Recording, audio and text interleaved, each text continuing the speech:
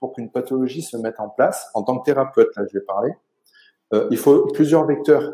Il faut un facteur déclencheur, donc soit émotionnel, soit postural, soit traumatique, soit environnemental.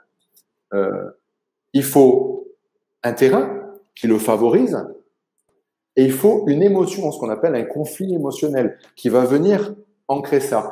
Et l'état d'acidose va venir fragiliser le terrain. C'est-à-dire que dès que le terrain est fragilisé, à partir du moment où le terrain est fragilisé, boum, l'émotion va avoir du mal et va pouvoir libérer, va venir créer le conflit, qui va être le conflit physiologique et l'expression du corps, les mots MAUX, qui vont venir de façon consciente, enfin remettre à la conscience de la personne ce qui est en elle de façon inconsciente. Quand on est sur des conflits émotionnels et qu'on n'a pas conscience des schémas émotionnels dans lesquels on est, qu'on fonctionne, comme j'ai toujours, l'être humain fonctionne en mode automatique, sans jamais être dans la conscience de ce qu'il fait. Il n'est pas dans la conscience de ce qu'il dit, il n'est pas dans la conscience de ce qu'il mange, il n'est pas dans la conscience de ce qu'il entend quand il écoute parler des gens, il n'est pas en écoute active, etc., etc. Il n'est pas dans la conscience de son corps, de son ressenti, de ses 5 sens, etc., etc.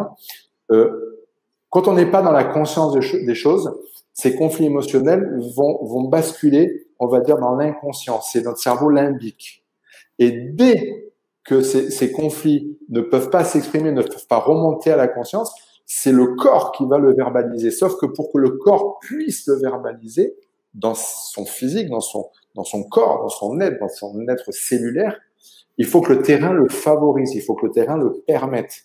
Et ce sont notamment cet état d'acidose, tout comme ça va être l'hypercortisolémie dont on va parler juste après, qui va permettre cette inflammation cellulaire. Vous savez, je prends encore une fois un exemple d'une pathologie qui est en grande partie, pour beaucoup, liée à nos schémas émotionnels, le cancer.